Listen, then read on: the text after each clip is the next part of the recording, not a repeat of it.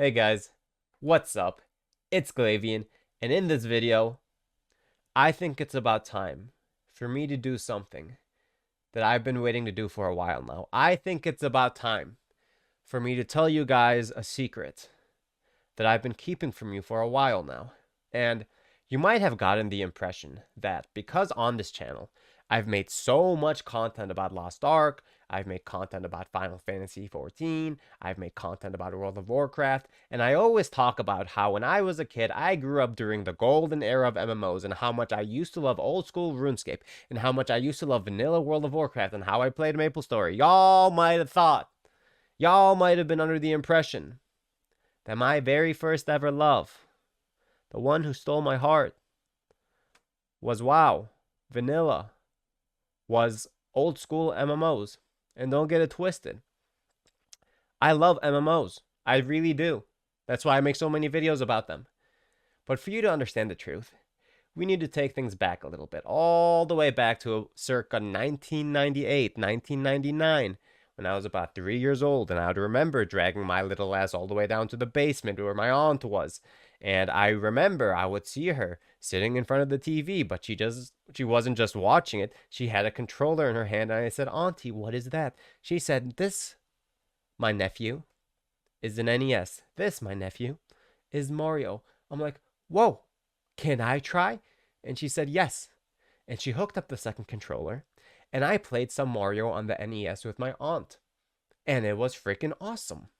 And I remember doing that so much all the way up until the age of 6. And on my 6th birthday, I remember being downstairs in the basement, probably sitting upside down with my little controller, having a good old time playing Mario. I remember my father saying, "Hey, Andrew." And I said, "Yeah, Dad." He said, "Get your little ass up here." Except he really said, "Can you please come upstairs?" And I said, "Sure, Daddy." And I pranced my little ass all the way back upstairs. And once I got there, my dad was like, "Hey, son." And I said, "Yeah, Dad." He said, "Today's your 6th birthday." He said, "I know, Daddy." He said, "You're a big boy now." I said, "I know, Daddy." He said, "Guess what?" I said, "What?" He's like, "You see this box right here?" I said, "Yeah, Daddy, the one with the big X on it, the big green X." He said, "Yeah, that's the one, son." I'm like, "What about it, Dad?" He said, "You know what's in there?" I said, "Nope." "What is it, Dad?" "Is it my birthday present?" He said, "You damn right it is, son." I said, "What is it?" He said, "Let's open it. Let's hook it up." So he grabbed the box. He took out the console. He hooked it up to the TV. And if you haven't figured it out by now, this was the original Xbox, the original Xbox One. And, it came with this little CD, this little DVD. And I'm like, "Dad, what's this? Is this a movie?" He said, "No, son, this is a game." I say, "Who's this guy on it?" He says, "Son, I don't know." I said, "What's this visor? What's this armor? Why is he holding an assault rifle?" And my dad said, "Son, I don't know." I said, "What's this called?" He says, "You can read, son, right?" I said, "Yeah, Dad." He said, "You read it." I'm like, "Ha, ha, Halo." And my dad said, "That's right, son." And so my dad puts in the game, goes back upstairs. I'm sitting down in the basement, brand new controller, way bigger than the NES one I'm not used to. And I'm like sitting there waiting for it to load up, and then it loads up, and it's like, "Oh." And I'm like, "Excuse me? Excuse me, what is this? What is this?" And then I load in, and this is my first ever FPS game. And I'm running around, I'm killing the little guys. I'm 6 years old. You probably shouldn't be giving a 6-year-old a rated M game. That's probably why I'm a little screwed up. But here we are. That's what we did. And I loved every single second of it. And I played that campaign maybe 100 times through. And I had other games. I had Spider-Man. I had Simpsons Road Rage. I had all these other games on Xbox. But I loved Halo. And so the moral of the story is, the point I'm getting at here is that although I do love MMOs, and MMOs hold a very special place in my heart, that ain't my first love. My very first love was an FPS game. It was a first-person shooter named Halo. And ever since then, I just couldn't shake it off. And it was yesterday or the day before, I remember, kind of lying in bed, tired as fuck, watching some Asmongold on Twitch. And he's like, "Today I'm going to play Fortnite." And, I never really liked Fortnite, partially because I was, resistant to change, but also partially because it was just a game that, it was cool to hate, especially if you're in my age cohort. That was for the little kids. But he said that, they're doing this thing now where they're doing an event where there's no building. And I always hated the building component of Fortnite. And I watched him play it, and it actually looked kind of fun. And so I'm like, fuck it then. Fuck my dignity. Who needs dignity? I'm going to play some Fortnite. So I downloaded the game yesterday. And guess what? I played some Fortnite. I won my first round. I'm like, let's fucking go. And I won my second round. I'm like, let's fucking go. And I win my third round. I'm like, am I fucking God? And I posted on the community posts on this channel. And someone says, yeah, when you're new and you're playing solo, there's a lot of bots. Don't get all fancy on me. He said if you play trios, it's going to be harder. And so I played some duos, and I actually won some of those too. I'm like, let's fucking go. I'm a freaking beast. And so the moral of the story is that I had a lot of fun playing Fortnite. And if you don't like that, and if you're going to get all freaking tribal on me because I played some Fortnite, then get the fuck off my channel. I don't want you here anyway. Now, anyways, with that said, so I had a lot of fun. And so this morning, I woke up, I'm like, damn, I want to play some Fortnite today too. And so I do. And the thing about that game is it got really slow and boring really quickly. It was really, really, really exciting at first, but it got really boring really quickly. And I'm like, huh, that's interesting. But it absolutely makes sense. That game is what I'd like to call a shallow game with shallow game design. And the learning curve is very, very small. And, the game is rather repetitive. And it's very, like, sparse on RPG elements, if there's any at all. Or it's really sparse on story. And it's so exciting. And then it kind of drops off. And there's so many things in life that are like this. It's like the difference between listening to classical music or some really long prog house versus mainstream pop music. I, grew up listening to Deadmau5. And in a Deadmau5 song, it's not uncommon for him to take 3 minutes, 4 minutes, 5 minutes, just literally doing the intro build up before the very first drop. And because the build up is so much longer, and because it has you in so much more anticipation, it's like edging, By the time you get to the climax, it's like,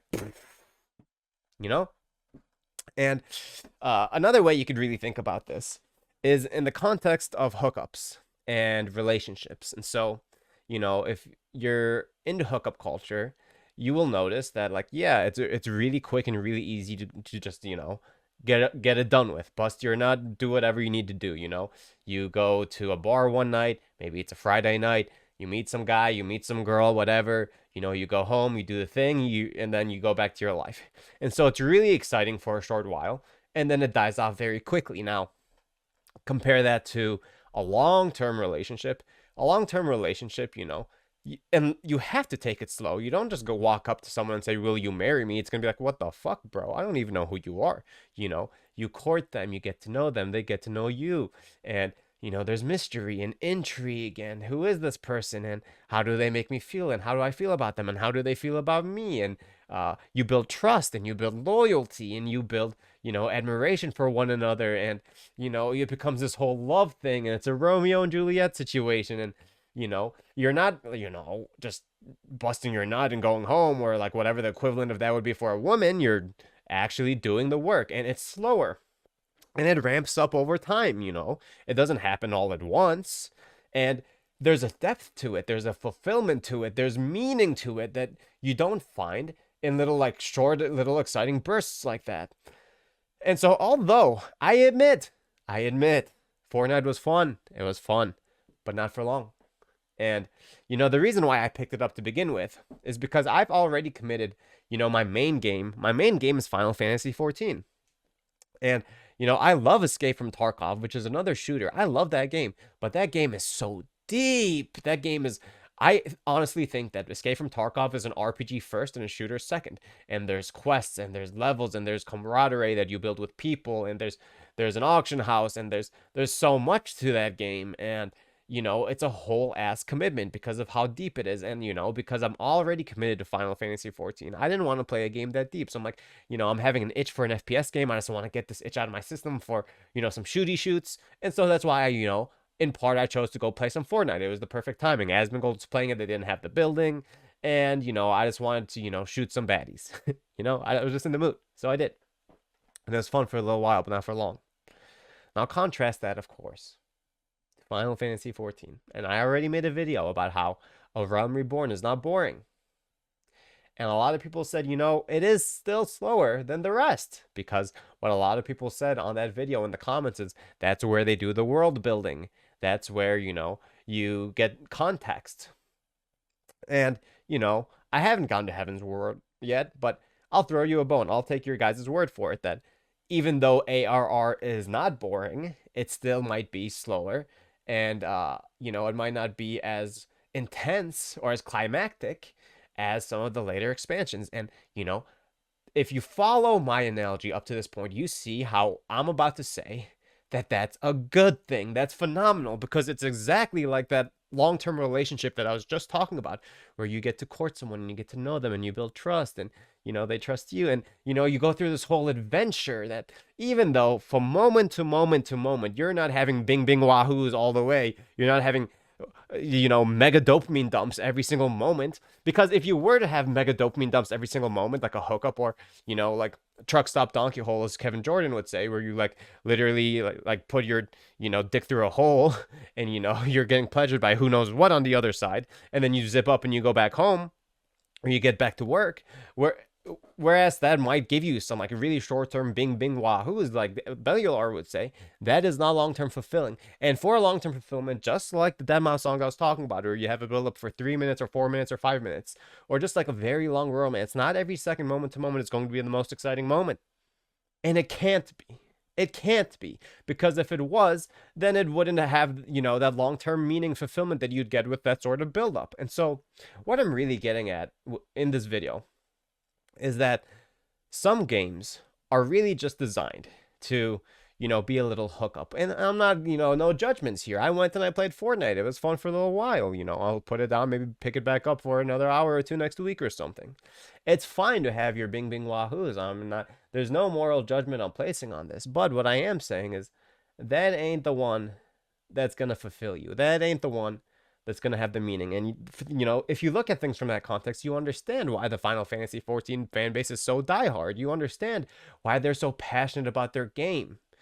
Because this is their wife, this is their husband, this is someone that, they've built a relationship with, through that world building and through that depth and that complexity of, the social components and the narrative and all these sorts of things. And maybe it's even like, I haven't gone that far yet, but even, understanding certain classes and getting really intimate with your class and using it because it has that amount of depth. It builds that sort of loyalty and that sort of fandom. And that's really all I had to say for this video. We'll see you in the next one. Peace.